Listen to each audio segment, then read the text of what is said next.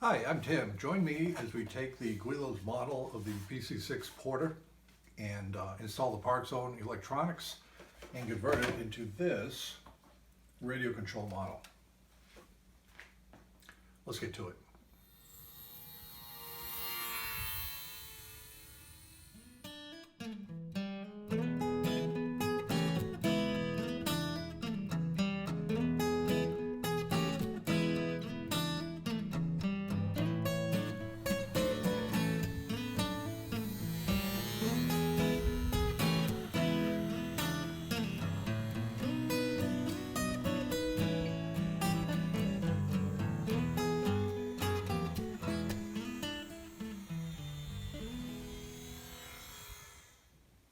The PC-6 Porter is a very popular short takeoff and landing utility aircraft made by the Pilatus company of Switzerland. The airplane first flew in 1959. Production actually ended last year in 2019. 595 aircraft were built. The plane just flew well. It was well liked by pilots, rugged, and it could do just about anything from remote dirt strips in Africa to floats on the sea. Could carry up to 6 passengers. Even the military used it, and it should make an interesting RC model with its straight lines, all reflective of its utility as a STOL aircraft. We'll try to convert the Guillows PC-6 Porter flying model to radio control. We'll take a look at the box, but before we do that, a little bit of background. When I do these Guillows conversions, and I've done 4 to date, is I try to look at experiences gained with earlier ones. So the Porter, I think, is going to be a lot like my most recent one, the Aranca Champ. This is at the extreme ends of size for my ParkZone control equipment and motor. This weighs 2.9 ounces. The wingspan is 24 inches. I made some changes on this by essentially eliminating every other wing rib, removing a lot of the stringers to save weight on the fuselage. And it turned out to be actually an excellent flying model, so I'm going to take some of those lessons learned with the Porter. 2 other things that I will incorporate is on the Aranca, the scheme from Guillows was to build each wing half and then glue it to the side of the fuselage. It's very hard to get the wing halves aligned when you do that. What I did with the Aranca, what I'll do with the Porter, I believe, is just make a continuous wing half and figure out how to mount it onto the wing just as one piece. I think that'll go better. The other thing that I had to do with this model, most models, is you can see the length of the nose, what they call the nose moment. It is what it is for the Aranca, but what happens with all the structure in the back, it can be tail heavy, and sure enough, I had to add a little bolt that you can barely see inside the cowl to make sure the center of gravity is achieved. With a Porter, this should not be a problem. It's got such a long nose moment. I may actually have to add some weight to the tail, but that'll just be part of the design considerations. As a review, and I'll put a card up here, we're going to use the ParkZone control equipment to control and power this model. This is the brick. It's an amazing thing. It's got the receiver, electronic speed control, 2 linear servos right here. This is where the battery plugs in. The motor plugs in here. It'll be an ultra micro geared motor as shown here. And then the battery. All of these components together weigh 0.6 ounces. So it's such a useful, easy to install power and control system. I literally designed the models around that. And I know that the Guillows models, if they're around 24-inch wingspan, under 3 ounces, this will probably work out. The Porter has a 26.5-inch wingspan, so I think it'll work out well. So let's take a look at the box. Again, I've not built this model before. This is going to be the first time for everything. And this is a fairly recent kit from Guillows. There's kind of their old heritage kits. This is a more recent development in my experience. Note also it has laser cut balsa. That's important because the balsa parts are very accurately cut, and Guillows seems to use a higher, lighter quality balsa wood than the old die cut kits. This is probably the most complete decal set that I've seen in my life for a Guillows model, just a good set of decals. Note also the color scheme matches that on the box, so it would be advisable if you have it to consider covering it with red covering. The model calls for tissue. It actually has red tissue. I'll be using red monocoat, but the white and black decals should work okay in that. Just something to keep in the back of your mind. The Guillows does have this set of building instructions, which I think are quite useful. You have a quite detailed picture of the structure. You have isometric drawings of it going together with a step-by-step instruction. I do follow those. It's a pretty good thing to do. Notice that you have the complete top here for the wings. I'll have to level that to get the wings on. We'll cross that bridge when we get to it. Taking a look at the wing, I think the rib spacing is adequate for this. I will definitely replace that spar with two 1/16 inch stringers. There's no need for the weight and size of that for what we'll be building. Then on the back, the tail surfaces, I will replace this with 1/16 inch balsa. 1/16 inch balsa is fairly thin. Where it needs to be reinforced, like between the two elevator halves, I'll put another layer of 1/32 inch balsa to reinforce the strong joints. That should work out okay. And there's a finished model, and again, just a lot of good instructions for how to make this, all geared towards a rubber free flight model. This is the cowl. These are nice features of Guillows to have the plastic cowl. What I think about when I look at that is the width of the engine and the cowl, and it looks like that might be able to fit in. It looks like it's pretty close, but we'll be able to work with that for the model. And the length is actually pretty darn close, so I think that'll be okay. Notice this is an initial indication of the width of the fuselage. The ParkZone equipment is fairly wide. Not to worry, we'll take a look at it. I may have to mount it sideways into the fuselage, sideways like this. Again, just things we'll think about as we build the fuselage. These are the plans. We'll look at those in a second. Here are the die cut balsa. Looks like very good wood. Not die cut, laser cut. The laser cut balsa, all the parts are marked. I think it looks good. These are the 1/16 inch stringers. Spinner, more appropriate for the rubber band powered model. Rubber band, acetate for the windshield, and we've included red tissue if you're going to use tissue for the covering, along with the propeller, some music wire for the landing gear, etc. Let's take a look quickly at the, or briefly at the plans. Again, this is a later development of the kit from my experience. They're nice plans.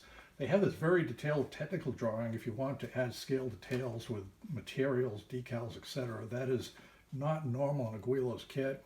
You can see a nice long nose moment, so the engine will be out here.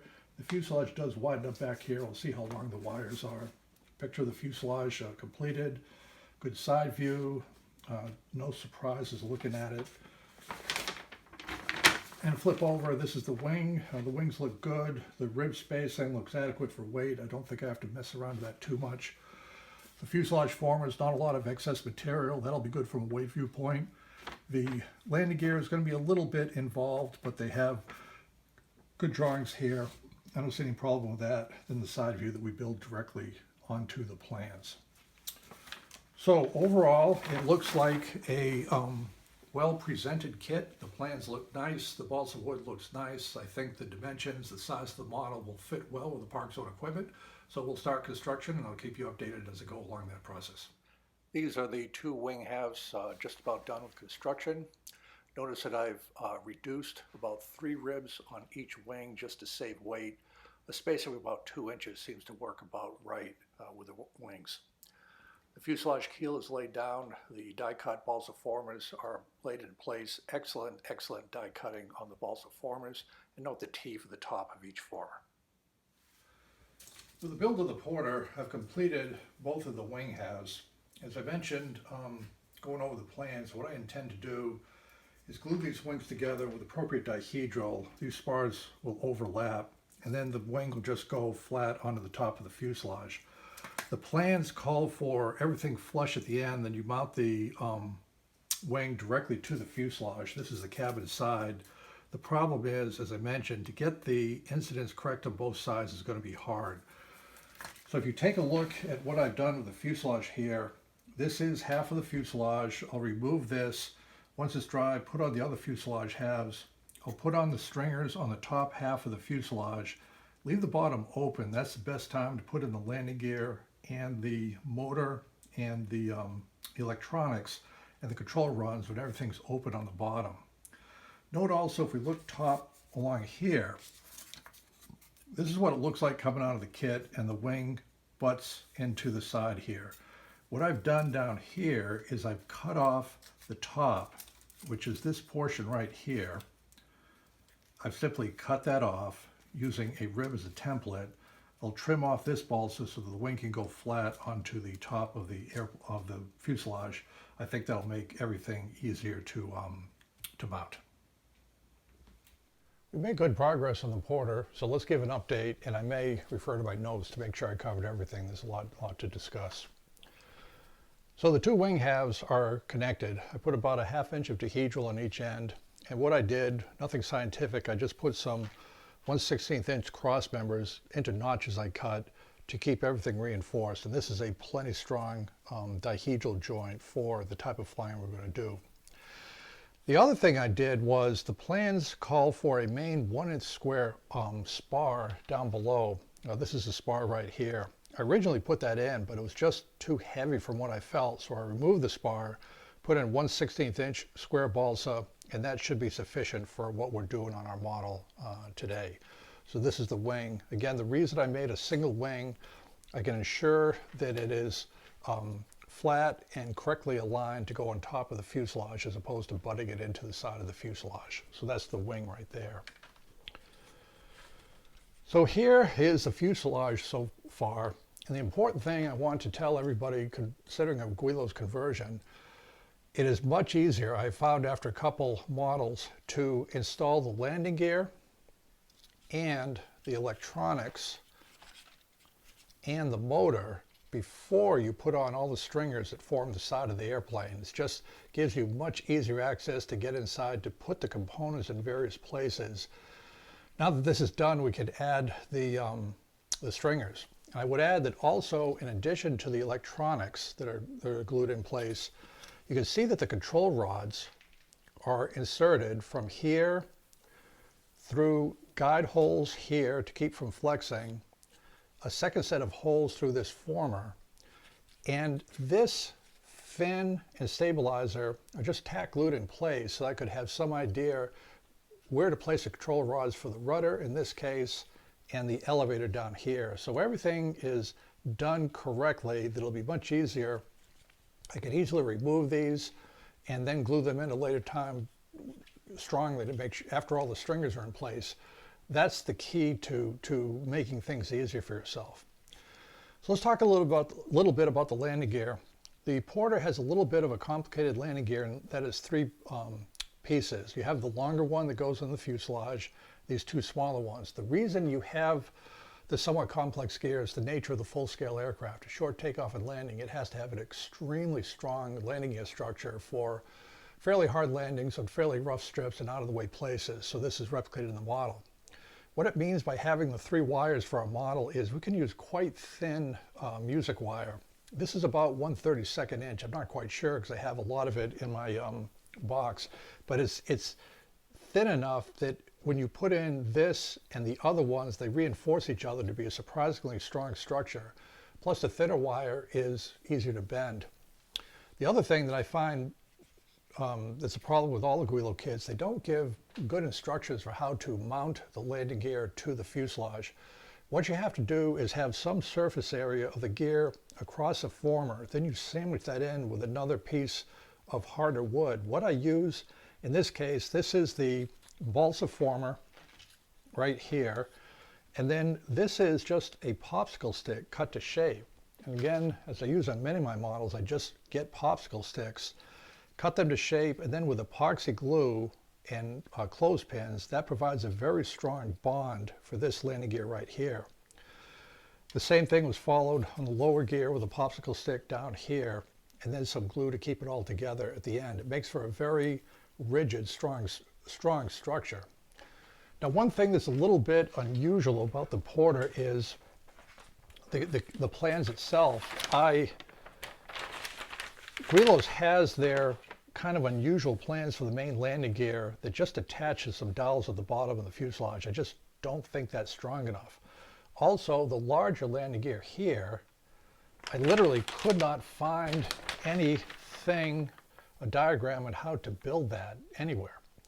So what I did was I simply looked at this 3-view that is very nicely provided in these plans, just estimated what it looked like, and then bent the wire to fit so it looked like this from the front view. Again, there's no complex bends, it just over, up, through the fuselage, back down the other side. That's what I did. So that's just the nature of building these kits. Sometimes you have to do things on your own to figure out how to do that. Now the other thing to keep in mind is you can see with this long fuselage, the full-scale airplane had a Pratt & Whitney Canada PT-6 turbine engine. It's a very turboprop engine. It's a very compact motor.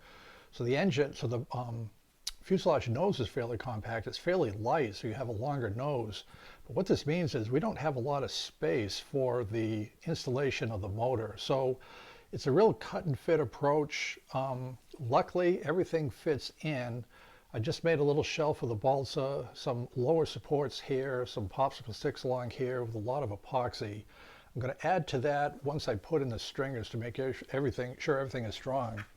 And also you had to put the motor in at the correct height such that it's going to fit on the cowling. That will fit about right with the length and all.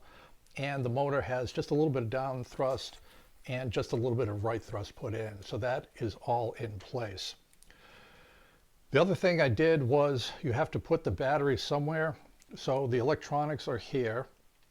The wire connects the motor to this. I'm trying to keep the electronics and the battery as far towards the aft as possible for center of gravity purposes. And this little shelf is where the battery goes right along here. So that is the plan for now with the installation of the electronics, the motor, and the battery shelf with the Velcro. I think that's all in good shape for this time. So just some other notes on the plan. This is one of the formers that goes inside the nose cowling. What's nice is you have the location of the former. This is FO, but the little T stands for top because you can be confused what's a top or a bottom of the former. So just keep track of that as you put on the 11 formers. The other thing I'll add is that the die cutting is some of the best I've seen. The parts literally fall out of their sheets. An important point that I had not seen on earlier Guillow kits is this note right here. You can't read it, but I'll read it to you. It's on the plans, it's on the instructions, but it says if you're building a flying model, be sure to use the enlarged flying stabilizer, SF, which stands for stabilizer flying, and they're 150% larger than the scale stabilizer. So this is the flying stabilizer layout, which is bigger than the normal scale stabilizer layout. So that could be a gutch if you weren't careful. Obviously, we're going to use the larger stabilizer for here as well as for the rudder and fin, because that's what we're going to use on our model. Note also for the tail surfaces that I'm using solid balsa. I have found this is easier in the long run with these Guillows models. You can use their outline with the 1/16 inch cross members. If you're doing tissue, that's okay. If you're using monocoat, which I'm going to do, the chances of warping it are just very high. 1/16 inch is fairly thin. So what I do is I use 1/16 inch because it's light, even though it's kind of thin. In areas that need reinforcement, I put another layer of 1/32 inch balsa on top. For example, where I'll hitch up the control surfaces or a mounting location or something of that nature. So I get the advantages of the lightweight of the 1/16 inch balsa, but the added reinforcement using CA glue and 1/32 inch balsa to reinforce unnecessary pieces. By using the 1/16 inch sheet balsa, I don't have to use many of these parts to build the outline. Also remember, I save the weight of 6 ribs by increasing the distance between the ribs on the wing. This goes a long ways towards meeting your weight targets on the model. So I'm very happy that this fiddly part is done. The next steps will be to install the 1/16 inch square balsa stringers to round out the fuselage. As I mentioned on the wing, I had cut off this section to allow the wing to be mounted flat on the top of the fuselage. All of this will have to be trimmed away so the wing can go flat on the top of the fuselage. These holes are used to align the wing. Again, I bypassed the need for that very precise installation by just making the wing one continuous section. And so that will, and I'll build some balls in here to make that a little bit stronger to put the wing in on place. So, and then once we install the control rods to the control surfaces, what I'll do is, as I mentioned before, we'll take two pieces of music wire, overlap them, put some heat shrink tubing with glue on either side. So that way, as the rudder and elevator are put in place, I can put them right in the central location, just at fore and aft, shrink that tubing, glue it, and then that way we have a very easy to install adjusted control surface pattern for the model. Making very good progress with the fuselage. You can see the stringers are in place, going right up to the nose area. The cowl will go in front of the forward former there. I've chopped off the top for the wing placement, and I'm going to butt it up against the back. Just, again, this is a rough prototype to see how the whole model goes together, see how it flies without the complete fairing into the back of the wing. Notice also this little 1/16 inch piece of balsa on the front to give the wing just a slight positive incidence as opposed to being flat on the top of the fuselage. I think that makes all these smaller models fly well. I've kept the side open here. This is where the battery will go in and out of the little tray. Again, this is the battery right here. I'll just slide it into place like that. So leave that uncovered. And also we'll leave this little square uncovered just to view the electronics, the ParkZone electronics of the control. Just to save a little bit of weight, I did not put stringers here on the side. It's just a straight shot down there. I think that'll be okay. Just the center of gravity will be somewhere around here. You can see with a longer nose moment, the model is going to be nose heavy, especially with the landing gear here. Not a big surprise. That's why I kept the electronics as far back, battery as far back as possible with this long nose. So what'll have to happen is there'll have to be weight in the tail almost for sure. The good news is because there's a fairly long distance back to the tail, it won't require that much weight to balance off the center of gravity. And of course the tail surface is going on, that'll have some effect. So I just want to show you very quickly. Again, here's the finished wing. And what'll happen is that will fit into place something like this. That's what it'll look like. And also notice that I added a few 1/16 inch balsa here just so the covering has something to grab onto, and I'll leave this part open as it'll be glued to the top of the fuselage. So again, good progress. I haven't bothered to weigh anything yet. We'll just see how it comes out, and the next step will be covering this and then going out for a test flight. So the Porter, I think, is ready for its first test flight. This is what we've done so far. And again, as I mentioned with the electrical models, one of the advantages are you can take them out for a test flight before you've completed everything. So there's no wing struts or decals. I've not put on the windshield, and the cowling is not on, but that's okay for the test flight. The weight is the exact same weight as the Aranca, 2.9 ounces. I actually had to add nose weight with this bolt to the nose to make it balance out. I thought for sure with a longer nose that would not be a problem, but with the tail surfaces on there, the fact that I had the radio and battery a little bit further back, again, that's why we build these prototypes, just to get an idea how they go together and what changes and improvements we make if we do a second variant. So these Guillows models, I glue on the wing. Once upon a time I put on rubber bands, but I think with a lightweight, the glue is fine for these wings. So that is on there. Tail surfaces, 1/16 inch balsa, masking just Scotch tape hinges. The standard heat shrink tubing with music wire, 1/32 inch music wire here and here. It overlaps inside the shrink tubing, a little bit of epoxy in each end. That makes it very easy to adjust it, just shrink the tubing. Same thing for the rudder, push rods there. So it seems okay. These are the plastic wheels out of the Guillows kits. I just put those on for lack of anything else in the box. everything seems to work. The battery compartment here, and so we'll give it a test flight, see how it works. Again, it would have been nice to have it lighter, but this is what it is, 2.9 ounces. We'll give it a try first, maybe tomorrow if it's good weather at the field. So the weather's nice. We're out here at the field. We will give Mr. Porter here a test flight.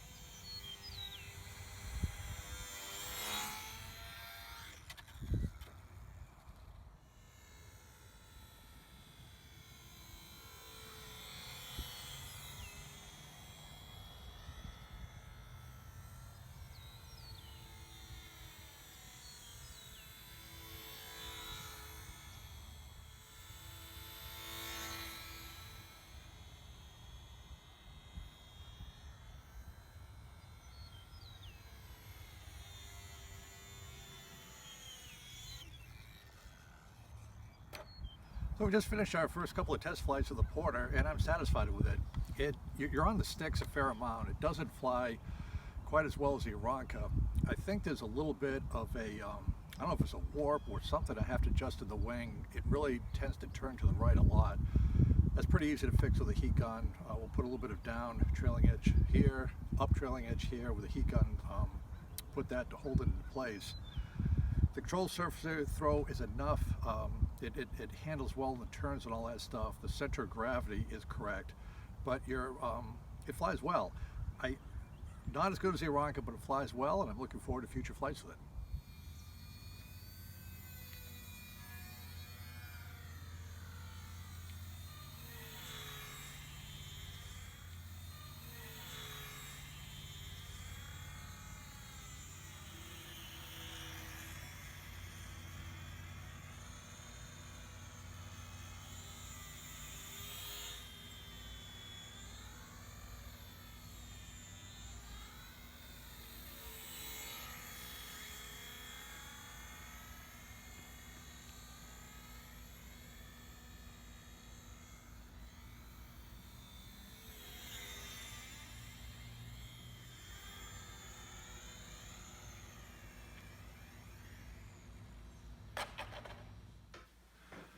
This is the finished version of the Porter, the PC-6 Porter by Guillows. We added the decals onto the side. Again, very nice set of decals from Guillow, Swiss Cross on the back. I added the cowl. It's a small cowl, and what I did was I cut it down the bottom here to fit it over. You might think, well, why don't you just take off the propeller and slide on the cowl? You can do that. The issue with these ParkZone motors, this propeller screws onto the prop shaft, and when it screws on, it's going to be absolutely straight. If you keep taking the prop off and on, it's going to get loose at some point, or maybe get on a little bit crooked, which would be vibration. Once I get the prop set on the shaft, screwed on, I just leave it there and don't touch it. Also, you recall I had to put a nut for the center of gravity purposes. The cowl just didn't fit over that, so I just cut it away to get the cowl on there to see how it looks. Again, the whole idea of this build of the Porter is kind of a rough build, a prototype, just to get a feel for how the model goes together, weights, center of gravities, power with the ParkZone electronics, etc. And if all that works, what I would recommend is do a second model with lessons learned on the incorporation, and you should have a good experience with there. The other thing I'll add is the landing gear, as we discussed before, is 3 sections of fairly thin music wire that's securely glued inside the fuselage, glued at the end. These struts, when you glue them together, makes a surprisingly strong structure, even though the music wire itself is fairly small. Just a lesson learned. If you just had one set of music wire for the landing gear, it'd have to be larger music wire, but when you have 3 together, it reinforces it very nicely. The other thing that I want to emphasize in this video, and it's true for any model you build, especially for the smaller models, especially for a model like this Porter that has a fairly narrow chord or width of the wing, is the wings have to be absolutely flat. If there's any warp, built in, whatever, it's going to be a problem. Now, when I flew it this morning before we put on the cowl, The model flew a little bit crooked, for lack of a better term, and I was able to counteract it with rudder. But what I believe happened, the wing, somehow there's a little bit of a warp built into the wing, or sometimes when you build these models, there could be a little bit of a offset to the fuselage, the mounting of the wing, whatever, but it turned kind of in a flat, sloppy turn and was going. So what was happening was the model kept pulling to the right. So what that meant was they had to lower this side and raise this side to, in effect, bank the model over to the left. Now you can do that with ailerons. When you have ailerons on a model, there are no models here. So what happens, and it's an important technique for newer people doing this, let's say that we want to turn this up just a little bit to bend it. What we do, we hold it just a little up like this, looking at it carefully with the camera angle. You won't be able to see it in the video, but with the light, you'll see some loose covering. And then you take a heat gun and you just apply the heat while this is held in a position like this to go down on this side to pull it over. This side goes up a little bit. So on this side, we twist this up, shrink it. On this side, we twist it down, shrink the bottom. And that had a remarkable effect when we flew it the second time. It handled much, much better because of that built-in twist to the wing. Just how that crept in, I don't know, but it did. We just have to be aware of that for the flights and have a way to correct it. The other thing that I did, just a technique, these wing struts are going to knock off very easily. I just hold them on with Scotch tape, so if they come off, they come off. Remember, when you're doing the wings to be flat, this is an ancient Guillows building board that I've been using for 30 years. Just take some time to just check the flatness of the wing on the building board to make sure that it's all as flat as possible. One other thing that I noticed on this model is just a characteristic of the model. The Guillows was very careful to have the angle of the tips in there, which is fine, but it goes, usually these tips start to curve back into the root of the wing, but the corner's still there. When you look at it head on, you can see that this is a raised on the end of the wingtip here. I'm not sure that's what you want on something like this. If I were to build this again, I think I'd have the wingtip just be flat all the way across and just work with that. So again, very satisfied with this model. The weight came in about 3.1 ounces when all was said and done. It flies well. We had the minor issue with the wing warping, but it's an attractive model. The landing gear is strong.